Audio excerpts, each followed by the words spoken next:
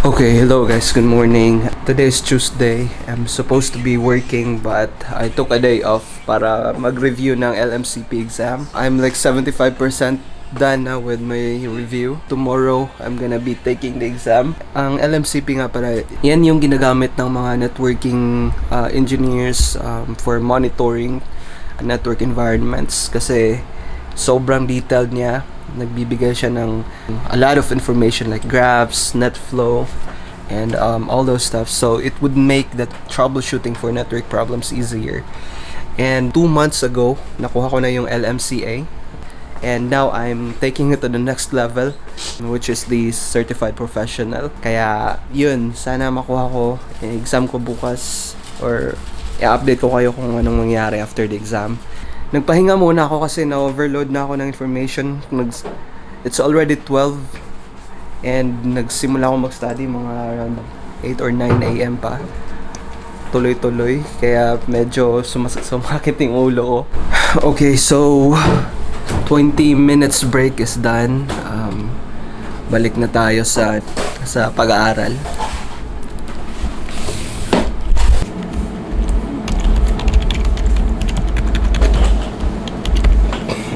So, ito nga pala yung ni-review ko. Bagong topic na naman yan. Sana matapos ito. Sana maintindihan ko lahat. And sana maipasa ko yung exam mamaya or bukas. Yeah, talk to you in a few minutes.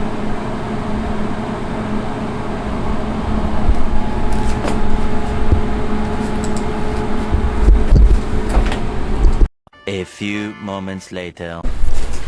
Okay, 1 hour later, ngaon sa may, kakain muna kami, break ulit ako.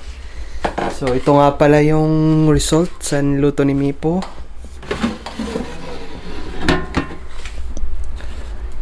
Yes, sir! Also, Mipo made a soup, like mang inasal soup. And, also this, itong oil sa mang inasal, sili, chicken, toyo at suka. So kain muna kami guys and I'll talk to you later. Manawig kaon. Before I continue my review, may pupuntahan muna kami, mag-withdraw lang ng coins si Mipo for our laundry. Pupunta din kami sa On The Vines, sa yung local store dito na nagbebenta ng mga murang meats and veggies and stuff. So, sakit pa rin yung ulo ko. But, yeah, alis na kami. I'll talk to you later guys. Bye. The next day. Hello, good morning guys. This is day 2 of my LMCP journey. Exam. I'm now taking the exam. I'm done with the 36 questions out of 50.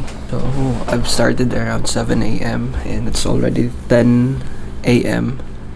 At di ko pa rin natatapos kasi sobrang situational kasi yung exam. Hindi ka lang basta-basta makapili ng mga yung mga answer.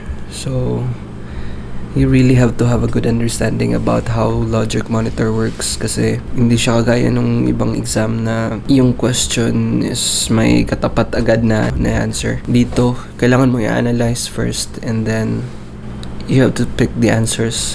Also, ang daming, yung i-check mo yung box, like there are 7 or 6 choices tapos select mo yung sa tingin mo tamang answers dun. So, medyo mahirap pero update ko kayo pag natapos ko na to. Again, I'm on 36 out of 50 questions. But dun sa 36 na na-answer ko, hindi ako sure kung tama lahat yun. So I'll talk to you again in a few minutes. Bye. A few moments later. Okay, so now at number 39. Ito yung isa sa sample questions na nasabi ko na very situational. So, it says, a user starts rendering a video project on a server.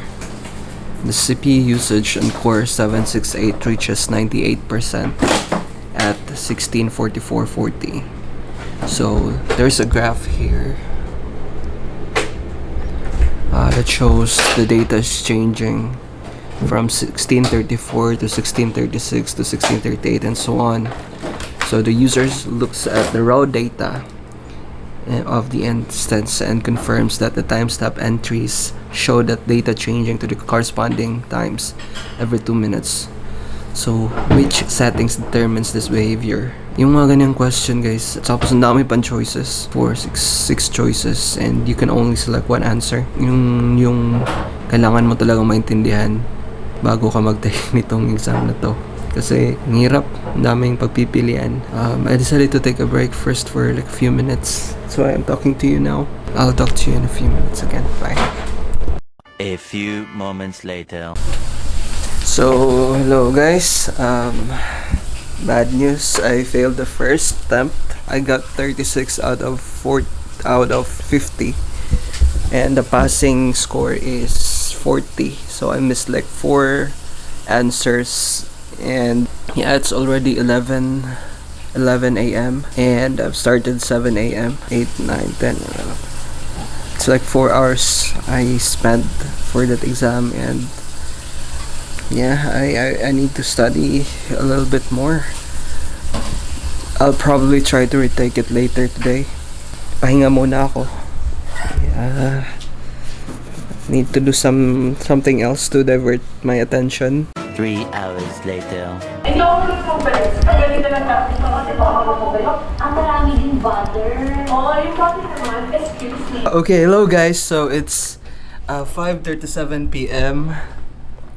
Okay, so kakatapos ko lang mag-take ng exam. It took me like the whole day to finish this.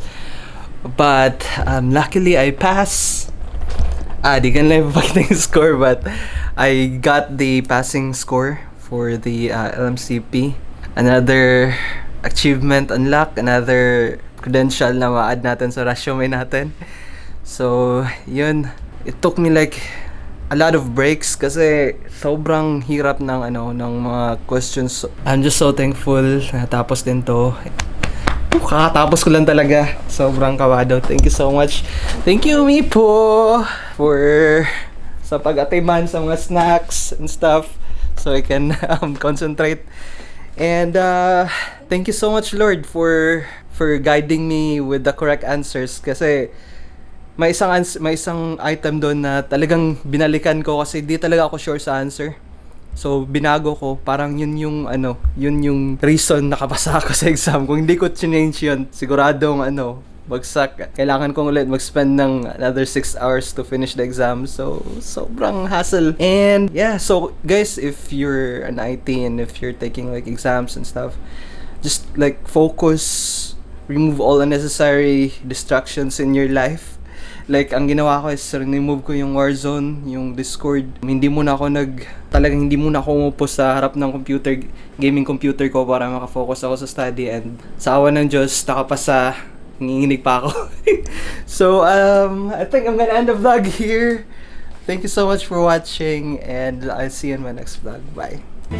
You lifted me up, you said